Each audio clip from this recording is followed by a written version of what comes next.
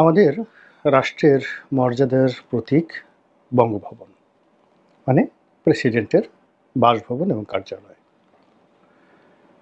এই ভবনের নাম ব্যবহার করে কিংবা এই ভবনকে প্রদর্শন করে আমাদের যাবতীয় রাষ্ট্রাচার পরিচালিত হয়।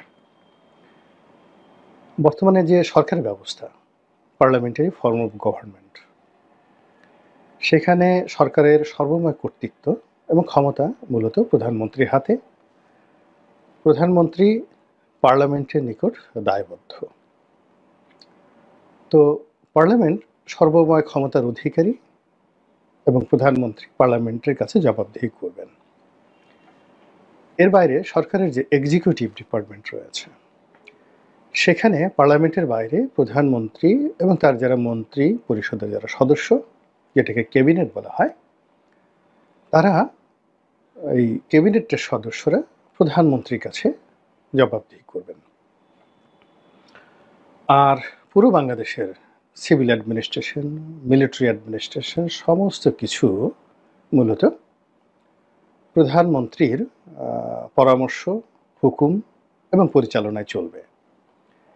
কিছু রাষ্ট্রীয় প্রতিষ্ঠান রয়েছে যেগুলো একেবারে স্বতন্ত্র, যেমন ধরুন অডিটর জেনারেলের office, auditor and accounts and auditor জেনারেলের অফিস, তারপরে দুর্নীতি দমন কমিশন, এরপর বিচার বিভাগ, বিশেষ করে সুপ্রিম কোর্ট, তারপর মানবাধিকার কমিশন। এরকম কিছু প্রতিষ্ঠান রয়েছে যারা মূলত স্বাধীন, কিন্তু তারা একটা বাৎসরিক রিপোর্ট তৈরি করেন। সেই রিপোর্টটি তারা রাষ্ট্রপতির কাছে বছরে একবার হস্তান্তর করেন এবং সরকারের সঙ্গে এ সকল স্বাধীন কমিশনের যে একটা রিলেশন, সেই রিলেশনটা মূলত রাষ্ট্রপতির মাধ্যমে হয়। এখন বিচারপতিদেরকে যাকে বলা হয় অপসারণের জন্য যে সুপ্রিম জুডিশিয়াল কাউন্সিল রয়েছে, তো সেক্ষেত্রে রাষ্ট্রপতির অফিসকে ব্যবহার করা হয় কাউকে চাকরিচ্যুত করার জন্য, কোনো আসামিকে খালাস দেওয়ার জন্য, পার্লামেন্টের অধিবেশন ডাকার জন্য, কিংবা পার্লামেন্ট যাকে বলা হয় বাতিল করার জন্য এখানে রাষ্ট্রপতিকে ব্যবহার করা হয় এবং সবই করা হয়ে থাকে নির্বাচিত প্রধানমন্ত্রীর পরামর্শে। তো সেই ক্ষেত্রে রাষ্ট্রপতির আসলে কার্যত কোনো এক্সিকিউটিভ ক্ষমতা নেই, কিন্তু রাষ্ট্রের প্রতিটি কর্মই তাকে কেন্দ্র করে পরিচালিত হয়। তিনি ভীষণ রকম ব্যস্ত। তিন বাহিনী প্রধান তার কাছে যাবেন, জাতীয় অনুষ্ঠানগুলো হবে তিনি সেটা করবেন। প্রধানমন্ত্রী বিদেশে যাবেন, এসে তার কাছে রিপোর্ট করবেন। যত রাষ্ট্রদূত আছেন বাংলাদেশে নিযুক্ত, তারা আসবেন, পরিচয়পত্র রাষ্ট্রপতির কাছে তারা দেবেন। তারপরে বাংলাদেশে যে কয়টি বিশ্ববিদ্যালয় রয়েছে সবগুলো প্রাইভেট এবং পাবলিক বিশ্ববিদ্যালয়ের যে চ্যান্সেলরের যে পদ, এটি রাষ্ট্রপতির। কাজেই ওই সকল বিশ্ববিদ্যালয়ের সমাবর্তন অনুষ্ঠান থেকে শুরু করে যত রকম আনুষ্ঠানিকতা, তাদের ক্রোড়পত্র প্রকাশ থেকে শুরু করে যা কিছু হবে, সেখানে রাষ্ট্রপতি প্রধান ব্যক্তি। তো কাজেই আপনি এই যে ঘটনাগুলো বললাম, আপনি যদি তাই ধরেন, তাহলে সকাল থেকে রাত্রি 12টা পর্যন্ত আসলে একজন রাষ্ট্রপতির ফুসরত নেই। তিনি কখনো দস্তখত করবেন, কখনো মেহমানদের সঙ্গে বৈঠক করবেন, কখনো অনুষ্ঠান করবেন, তারপরে কখনো বাইরে কোথাও যাবেন। সব মিলিয়ে একজন ব্যস্ত মানুষ। এবং এভাবেই আমাদের ওই বঙ্গভবন স্বাধীনতার পর থেকে আজ অবধি আলোকিত হয়ে আসছে। ওই বঙ্গভবনে নির্বাহী ক্ষমতা সম্পন্ন রাষ্ট্রপতি ছিলেন। অর্থাৎ যখন রাষ্ট্রপতি ব্যবস্থা ছিল তখন বঙ্গবন্ধুর জামানাতে ছিল, বাকশালের সময় ছিল, জিয়াউর রহমানের জামানাতে ছিল, এরশাদের জামানাতে ছিল, তখন রাষ্ট্রপতি শাসিত সরকার ছিল। তখন রাষ্ট্রপতি একই সঙ্গে রাষ্ট্রের প্রধান এবং সরকারের প্রধান। 91 থেকে যখন পার্লামেন্টারি ফর্ম অফ গভর্নমেন্ট হলো, তখন রাষ্ট্রপতির পদটি আনুষ্ঠানিক একটি পদে পরিণত হলো। কিন্তু আনুষ্ঠানিক পদ হওয়ার পরেও বিচারপতি শাহাবুদ্দিন সাহেব যখন রাষ্ট্রপতি ছিলেন, তিনি একজন ক্ষমতাহীন রাষ্ট্রপ্রধান হয়েও ওই পদটিকে যে মর্যাদার আসনে তিনি নিয়ে গেছিলেন, এ এক অনন্য উদাহরণ।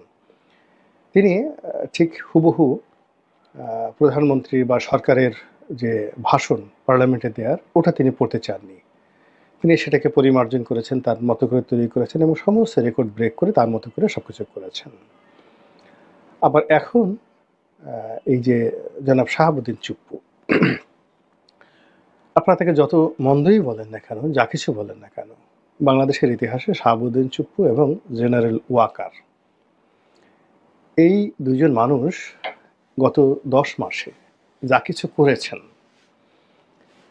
যদি সেটাকে আপহোল্ড করতে চান আপনি গণতন্ত্রের জন্য, আপনি যদি কৃতজ্ঞ থাকতে চান, তারা যেভাবে এই জুলাই আগস্ট বিপ্লবকে সম্মানিত করেছেন, এই বিপ্লবের সঙ্গে তারা একাত্মতা অনুভব করেছেন, তাদের কষ্ট হয়েছে। এ কারণেও জেনারেল ওয়াকার শেখ হাসিনা খুব ঘনিষ্ঠজন, আত্মীয়, আর জনাব চুপ্পু শেখ হাসিনার খুবই ঘনিষ্ঠ কর্মী। তো সেক্ষেত্রে ডক্টর মোহাম্মদ ইউনূসকে মেনে নেওয়া, এই জুলাই আগস্ট বিপ্লবের সরকারকে শপথ পাঠ করানো, মানে এগুলো না করে তিনি যদি পালিয়ে যেতে চাইতেন, পদত্যাগ করতে চাইতেন, তাহলে আরও বেশি জটিলতা তৈরি হতো। কিন্তু সেগুলো না করে তিনি গণ অভ্যুত্থানের সঙ্গে সম্পৃক্ত হয়েছেন এবং এমনকি এই যে ইউনূস সরকারকে কিভাবে শপথ পাঠ করাতে হবে, যখন সবাই খুব দিশাহারা, ওই সময় কারো ব্রেন কাজ করছিল না। এর কারণ হলো যে প্রচলিত সংবিধান অনুযায়ী, নিয়ম অনুযায়ী, কানুন অনুযায়ী আসলে এই অন্তর্বর্তীকালীন সরকার বলতে কিছু নেই, তত্ত্বাবধায়ক বলতে কিছু নেই এবং প্রধান উপদেষ্টা বলতে কিছু নেই।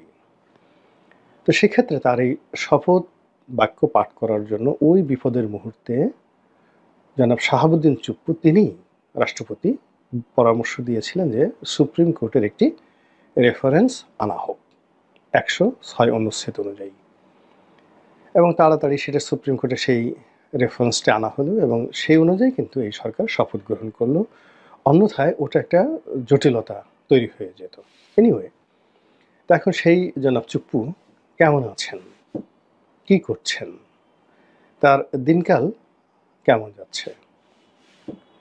তিনি কি সরকারের আস্থাভাজন না বিরাগভাজন?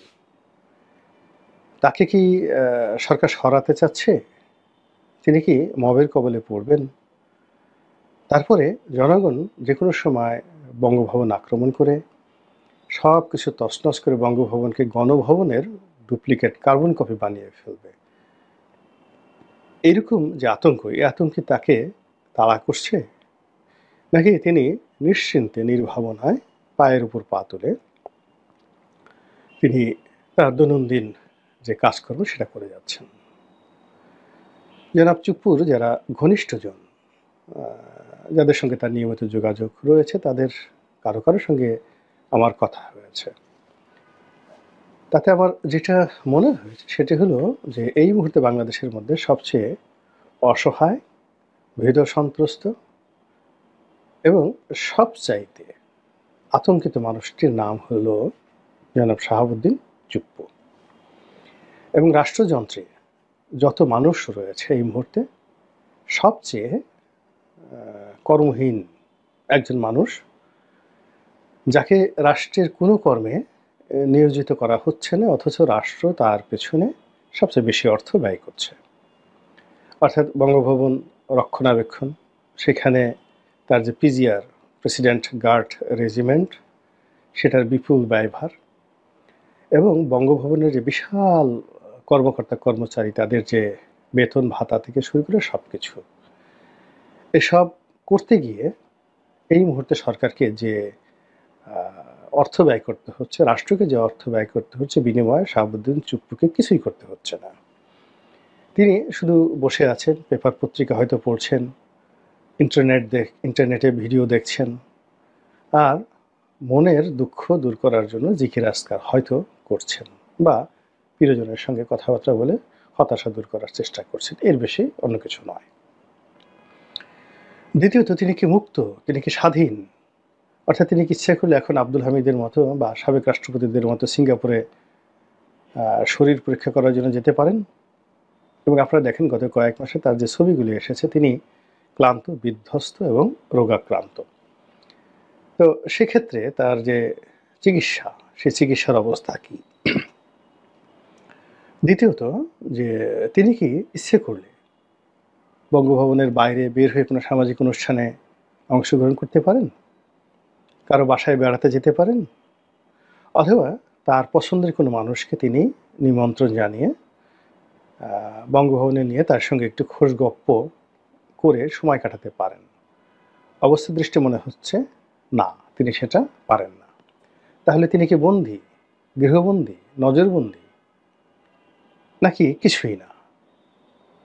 তো এই যে গত 10 মাস ধরে এই অবস্থাতেই বাংলাদেশের সবচেয়ে প্রাইড অ্যান্ড প্রেস্টিজিয়াস যে ভবন, সরকারি দপ্তর, রাষ্ট্রীয় দপ্তর, সেই দপ্তরের এই অবস্থা চলছে এবং সেখানে যে বসবাস করছে তার এই অবস্থা চলছে। এটি রাষ্ট্রীয় আচার অনুষ্ঠানের জন্য, রাষ্ট্রীয় বিধি ব্যবস্থার জন্য চপেটাঘাত। এবং এই যে বঙ্গভবনে যে ভূত ঢুকেছে, যে অব্যবস্থাপনা ঢুকেছে, এটা যদি এইভাবে চলতে থাকে এবং কোনো একদিন যদি উনি হার্ট অ্যাটাক করে এখানে মারা যান বা প্রকৃতির নিয়মে মারা যান, তাহলে ওই বঙ্গভবনে দ্বিতীয় কোনো রাষ্ট্রপতি যদি মাথায় ন্যূনতম বুদ্ধি থাকে, ওখানে আর কেউ বসবাস করতে চাইবে না। ওটা একটা, যাকে বলা হয়, অভিশপ্ত ভবনে পরিণত হবে। এই গেল এক। দ্বিতীয়ত, রাষ্ট্রের যে সবচেয়ে গুরুত্বপূর্ণ ভবনটি, যেটি রক্ষা করার জন্য আমাদের সেনাবাহিনীর সবচেয়ে চৌকুর দলটি সেখানে নিয়োজিত রয়েছে। প্রধানমন্ত্রীর কার্যালয় পাহারা দেওয়া, প্রধানমন্ত্রীর সিকিউরিটি নিরাপত্তা নিশ্চিত করার জন্য এসএসএফ রয়েছে, স্পেশাল সিকিউরিটি ফোর্স। কিন্তু স্পেশাল সিকিউরিটি ফোর্সের কাছে যে ধরনের অত্যাধুনিক অস্ত্র রয়েছে, বিমান প্রতিরক্ষা ব্যবস্থা রয়েছে, এয়ার ডিফেন্স সিস্টেম রয়েছে, তার চাইতেও শক্তিশালী আর্মস অ্যান্ড অ্যামুনিশন রয়েছে প্রেসিডেন্সিয়াল গার্ড রেজিমেন্টের কাছে। এর কারণ হলো, যখন বিদেশি কোনো মেহমান আসে তখন এই পিজিআর দিয়ে তাদেরকে গার্ড অফ অনার প্রদর্শন করা হয়। তারা চৌকস, এরকম একটি চৌকস রেজিমেন্ট তার অধীনে থাকা সত্ত্বেও, মানে এখানে যে তার যে, যাকে বলা হয় মিলিটারি সেক্রেটারি, তিনি একজন লেফটেন্যান্ট জেনারেল পদমর্যাদার কর্মকর্তা এবং তার অধীনে একটা ফুল রেজিমেন্ট পিজিআর গার্ড রেজিমেন্ট এখানে কাজ করে এবং একটা রেজিমেন্ট মানে অনেক শূন্য। এবং তারা কেবলই মাত্র রাষ্ট্রপতির হুকুমে চলবেন, রাষ্ট্রপতির নিরাপত্তা বিধান করবেন। এখানে কমান্ড, যেটা কমান্ড কাউন্সিল, সেখানে রাষ্ট্রপতি ভার্সেস মিলিটারি সেক্রেটারি বা পিজিআরের যিনি প্রধান, তাদের মধ্যে তথ্য বিনিময় হবে। আমি যতটুকু জানি সেখানে সেনা প্রধান বা এসএসএফ প্রধান, এমনকি অন্য কোনো বাহিনীর প্রধান, পিজিআরের যে প্রধান রয়েছেন, প্রেসিডেন্ট গার্ড রেজিমেন্টের যে প্রধান রয়েছেন, তাকে কোনো নির্দেশ দিতে পারেন না এবং তিনি যে কোনো কাজ যে কোনো সময় করার জন্য ক্ষমতা সম্পন্ন পিজিআর প্রধান। তিনি যদি ট্যাঙ্ক চালিয়ে, কামান চালিয়ে বঙ্গভবন রক্ষা করতে গিয়ে যে কোনো অনার সৃষ্টি করেন, তাকে কোনো অবস্থাতেই দেশের প্রচলিত আইন অনুযায়ী কারোর কাছে জবাবদিহি করতে হবে না। তো এরকম একটি শক্তিশালী বাহিনী বঙ্গভবন পাহারা দিচ্ছে। কিন্তু পাহারা দেওয়ার পরেও সেখানে মব আতঙ্ক বিরাজ করছে। এই বঙ্গভবন আক্রমণ করা হবে, এই বঙ্গভবন ভেঙে ফেলা হবে, এই বঙ্গভবন এত তারিখে যাওয়া হবে, এরকম যে একটা যাকে বলা হয় স্লোগান, জিকির ফিকির তোলা হচ্ছে। এবং অতীতে বাংলাদেশে যে সকল মব হয়েছে গত 10 মাসে, এবং সেই মবের যে ভয়ঙ্কর রূপ বাংলাদেশ দেখেছে, যেখানে ঢাকা ক্যান্টনমেন্ট উড়িয়ে দেওয়ার কথা বলা হচ্ছে, ক্যান্টনমেন্ট ঘেরাও করার কথা বলা হচ্ছে, ক্যান্টনমেন্টে ঢুকে যাওয়ার কথা বলা হচ্ছে। সাবেক সেনা কর্মকর্তা থেকে শুরু করে সিভিল অ্যাডমিনিস্ট্রেশনের লোকরা ছাত্র জনতাকে নিয়ে ক্যান্টনমেন্টের মধ্যে ঢুকে গিয়ে তারা সেখানে মিছিল করতে পারছে। এইরকম একটা হযবরল অবস্থার মধ্যে বঙ্গভবনে ঢুকে বা বঙ্গভবনের বাইরে এই যে মবক্রেসি বা মব সন্ত্রাস, এটি যদি কেউ চালাতে চায় আর তার ভয়ে যদি কেউ তটস্থ থাকে, সন্ত্রস্ত থাকে, এটা কোনো অবস্থাতেই শোভনীয় নয়। যারা এখন ক্ষমতায় আছেন তারা এই বিষয়টির সুরাহা করা উচিত। এর কারণ হলো তোমারে বধিবে যে গোকুলে বাড়িছে সে। অতীতে যারা ক্ষমতায় বসে অনেককে অপদস্থ করেছে, ক্ষমতার কেন্দ্রগুলোকে নষ্ট করেছে এবং ন্যায় বিচারের যে পদগুলো রয়েছে সেগুলো রুদ্ধ করেছে, তারা সবাই সেইভাবেই ক্ষতিগ্রস্ত হয়েছে। আজ যারা হাসছেন, আগামীতে তাদের কাঁদতে হবে, এটাই নিয়তি। এবং এই যে গত বছর অর্থাৎ 2024 সনের আগস্ট মাসের 5 তারিখ পর্যন্ত যে কোর্ট কাছারি, যে অফিস আদালত যাদের আঙ্গুলি হেলনে চলতো, এখন সেই কোর্ট কাছারিতে তারা ভিক্ষুকের মতো ঘুরে বেড়াচ্ছে, কেউ তাদেরকে দেখেও জিজ্ঞাসা করছে না। এটাই নিয়তি, এটাই নিয়তির বিধান।